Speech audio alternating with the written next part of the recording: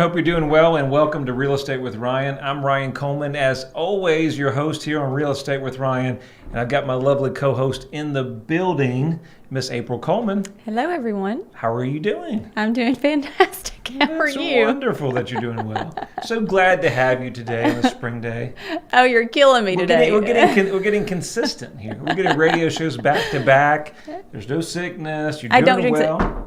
Don't jinx it. Wood. I don't think Daniel likes you knocking on wood. Oh, he probably does. Please don't do that. Oh, sorry. We're in the studio live. I have to hurry up and knock on wood so that no sickness comes upon us. So glad to have you back here. So I hope everybody's doing well out there. I know spring is underway. We've done some reshoots this week, changing out a lot of pictures, a lot of video. My marketing team's not the happiest with me, but it's what we got to do. And I always say it's the biggest challenge during this time frame, where you list property right about when spring's ready to break, and then in a couple of weeks you've got to go back and change it. Yes. Now the average agent just won't go change it.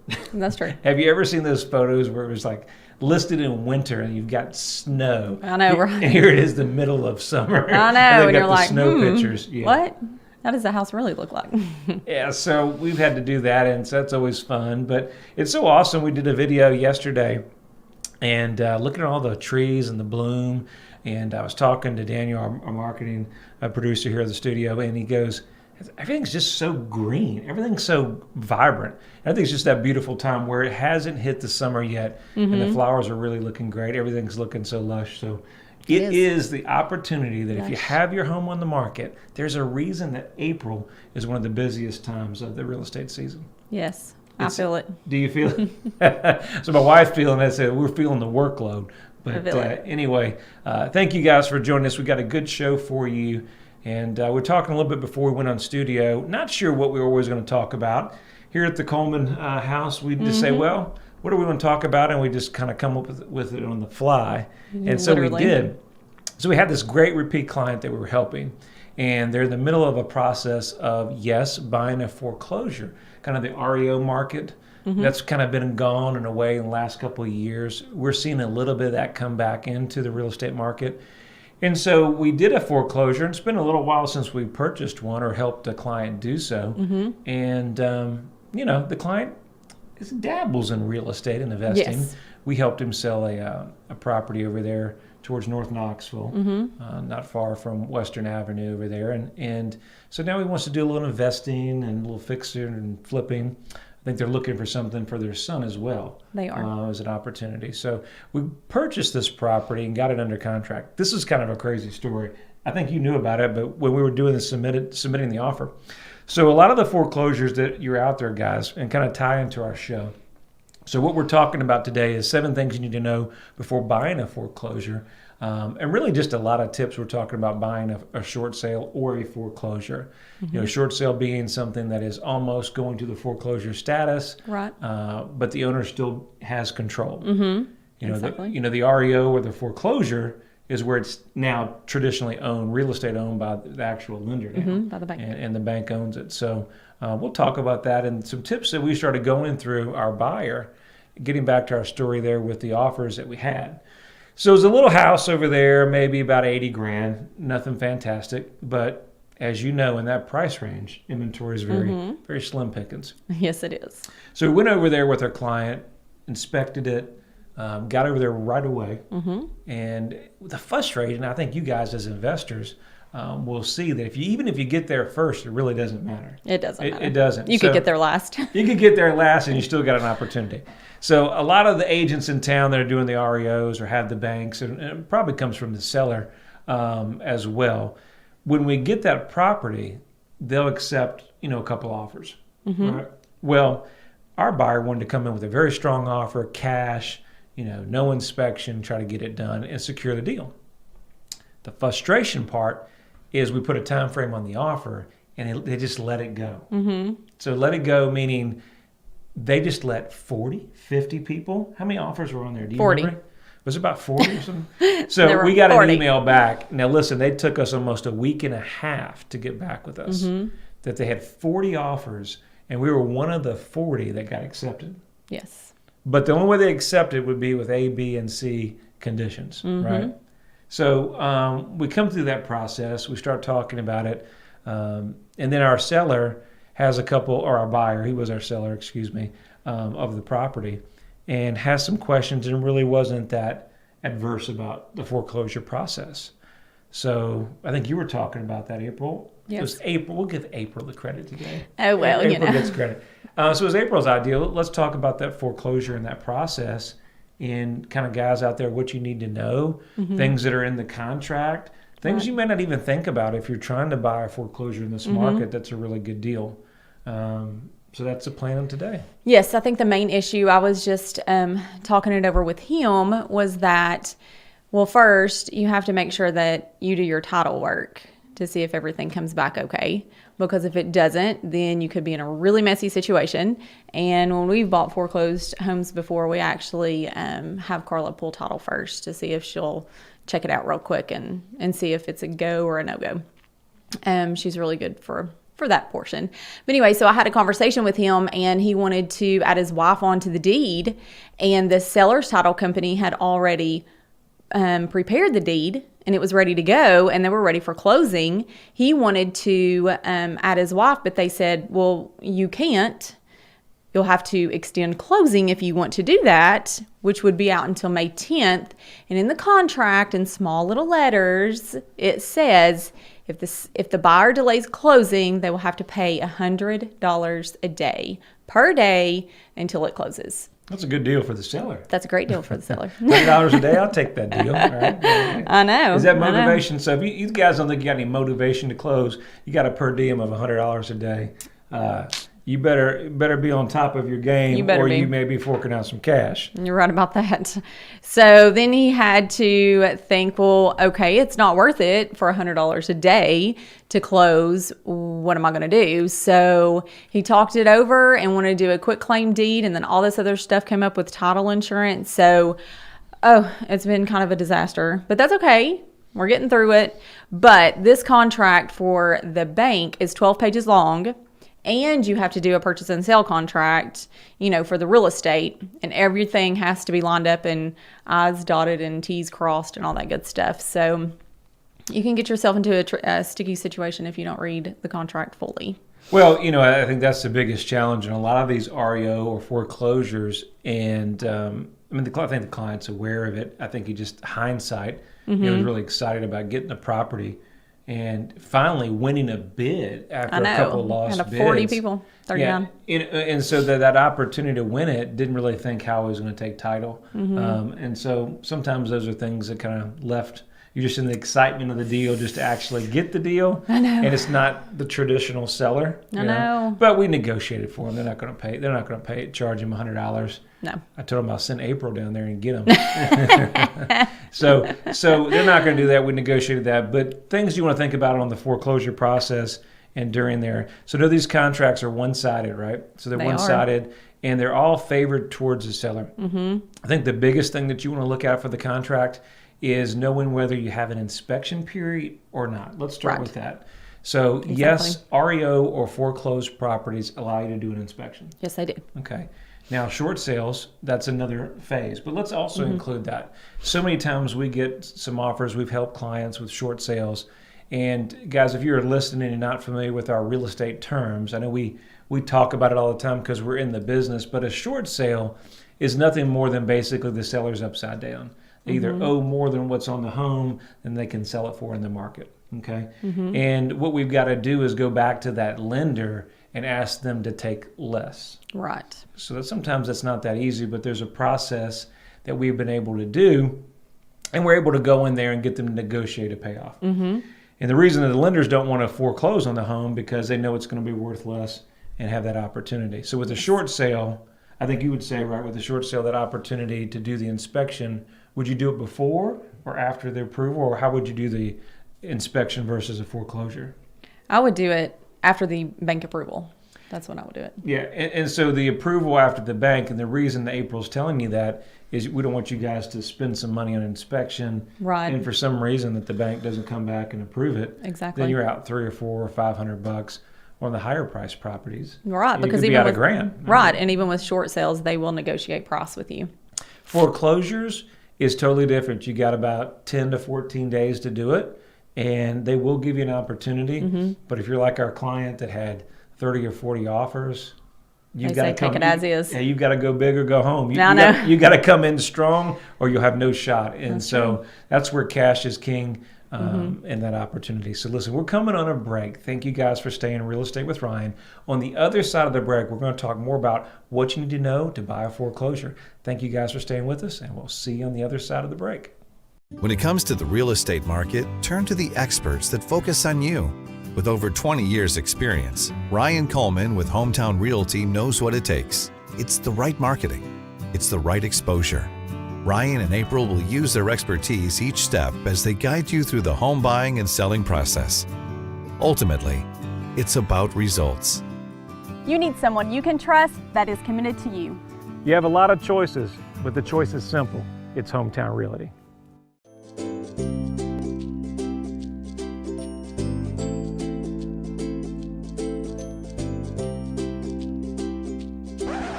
Is it time for a new place? Ryan Coleman with Hometown Realty has the experience to sell your home quickly and help you find the right home for you. And if he can't sell it right away, he will buy it himself. Life changes, and sometimes your home needs do too. Buying or selling, turn to someone you know you can trust. Ryan Coleman at Hometown Realty. Well, thank you guys for staying tuned to Real Estate with Ryan. We were on the other side of the break, and my lovely wife I was trying to coast her into bringing us out of the break. She was like, well, you could just do it. Do it so well. You do it so well. I was like, oh, yeah. Okay, I hear you. She's buttering me up here, so I get it. And if you guys know me, radio, me speaking in the public is not really what I want to do in any aspect. I know, but you're so good at it. Oh, I don't know about that. But I'm we good do at it. talking. But we do it because we have to, right? That's we do right. those things because we have to. We have to give people information. We do. But it's, I'd much rather be in person, Oh, yeah, you are. meeting somebody face to face. Yes. But thank you guys. You guys give us a lot of support. You're always helping us out there, and a lot of great comments on social media. And then a lot of our great clients are always saying good things about us. So we really thank you guys. I know we don't say it enough. But we try to give you good content, things that are of value. And when else that I don't give good content, we'll just blame it on April. That is true. She wasn't prepared. I'll just blame her. That is true. Pull some information. Oh, this is horrible. Let's talk about something Now, else. we got some good stuff on the second half of the show, so thank you for staying with us. We're talking about foreclosures, what you need to know to purchase it, even get the contract or get the deal done and not lose money. Now, we're talking about the inventory and foreclosures. There's less deals out there. And on the other side of the break, we're talking about things you need to do inspection-wise, but more about that inspection. So I'd say with your foreclosure, it is a must to get an inspection. And I don't care if you got it as cash deal. I don't care if there's no contingency. Buyer beware, right? Right. Buyer that's beware. true. Make sure you check out these things. Because if you don't check out the foreclosure and foundations and we bought one, we had $10,000 mold problem. That's true. Go in there, you have foundation problems. And then it's more drainage issues. You don't even know about. You just have so many different options. You want to know what you're going into.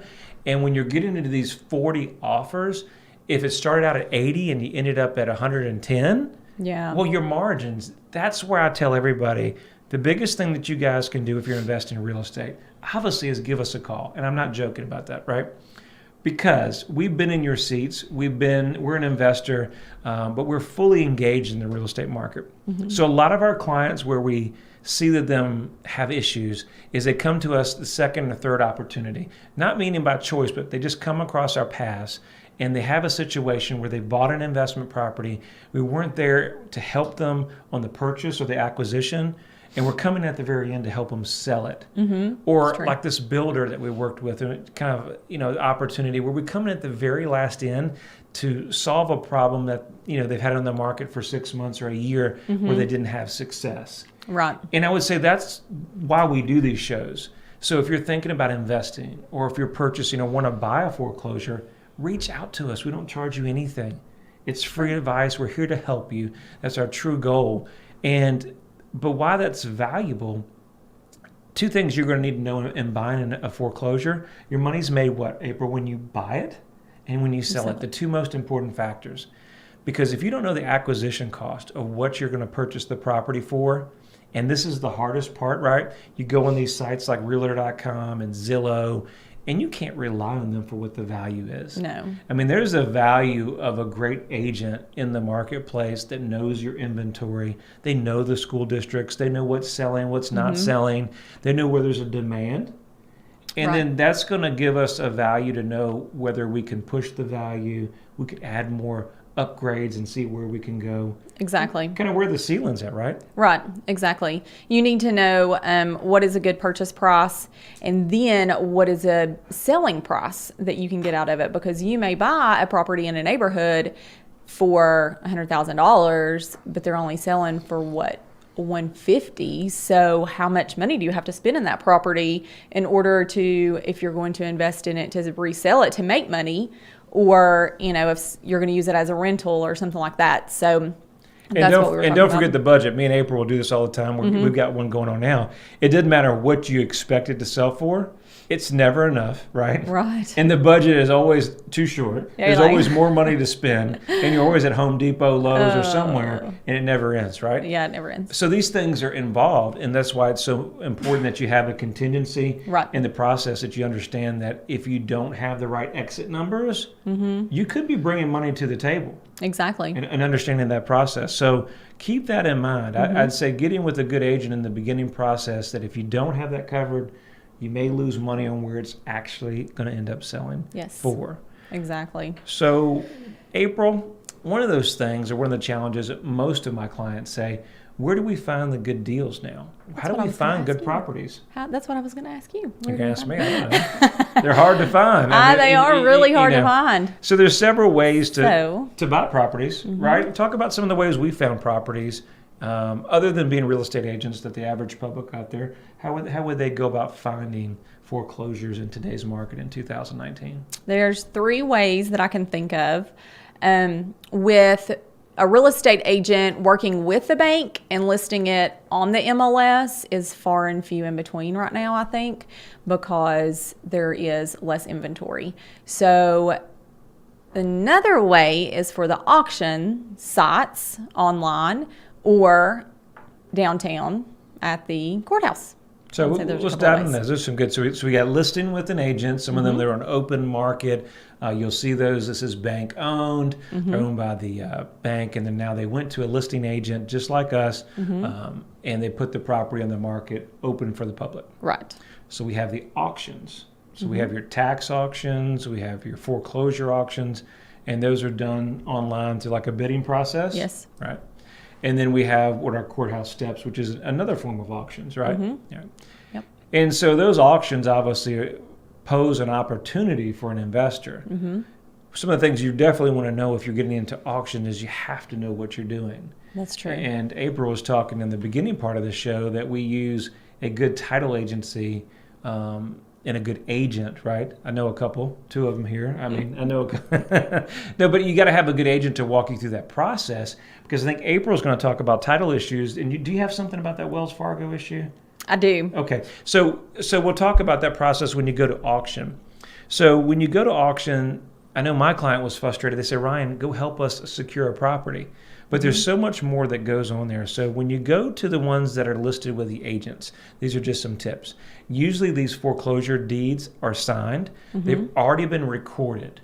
We used to, and we still deal with a lot of bank foreclosures, dealing with the banks directly. They will not put them open to the public without the foreclosure deed recorded. Why that's important is that you can't get a loan on it without the foreclosure deed if you're going to be getting a loan. And truthfully, with all the stuff with Bank of America and all these bigger banks with the robo signings, that if you don't have that deed, title insurance is going to be a real big issue there. Number 2, with our auctions down there at the courthouse steps, very, very competitive. Yes. They'll require that you actually bring the money in 5 or 10 days. It's a very short period of time. They like cash. Cash is king down there, right? And they want you to close pretty quickly. And there's no inspections. And the biggest frustration with those, we have occupants in them, right? Right. So there's occupants. And so a lot of those are investors. So you're seeing the ones at the auction, and there's usually the banks don't want to fool with them. They want them off their books, and they Yes. send them to the courthouse steps. And you need to buy it sight unseen. And so, buying sight unseen is also It's very risky. You can do a drive-by, and some of these guys have vacated before you can go by, but more than likely, you've got all the responsibility as a landlord once that property is yours. It's true. That's the challenge. And then I think, title that would lead into our Wells Fargo. One thing I want you guys to keep in mind, that if you're doing these online auctions or if you go down the courthouse and things, run your title work before you bid on them. Because a lot of these are bid without title searches. Yes. Meaning you'll buy every judgment, every foreclosure, every bankruptcy, that you may lose all your money that you put out there. Right. Tell the public about kind of what we're talking about Wells Fargo real quickly and what happened to them during that process. So this is a story about Wells Fargo. So apparently, if you haven't heard, there was a computer glitch and it affected about 545 customers of Wells Fargo who ended up losing their house.